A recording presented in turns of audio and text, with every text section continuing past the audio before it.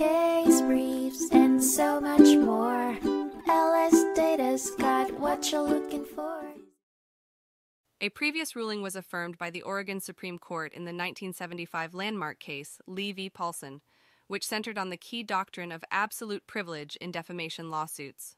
The principle establishes a legal shield to those making allegedly defamatory statements, if requested or consented to by the affected party. The case emerged from a conflict between a teacher who accused school officials and board members of making false and damaging statements about him. The trial court previously sided with the defendant officials, declaring that the plaintiff had consented to the defamatory claims by invoking their publication through a request for a public hearing about his contract non-renewal. Interestingly, the plaintiff's attorney had demanded explicit reasons for the non-renewal from the district attorney, who responded in a letter. At the plaintiff's public hearing, the allegedly defamatory statements were made publicly upon request by his attorney. The Supreme Court of Oregon was then tasked with investigating the circumstances, assuming the publication did contain defamation.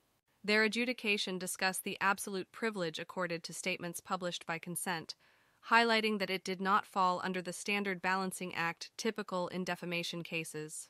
Crucially, the court determined that the plaintiff's request for the defendants to provide reasons for his contract not being renewed did not fit into an exception outlined in the Restatement of Torts.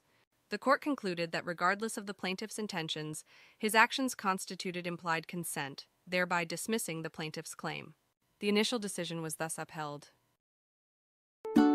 Case briefs, and so much more.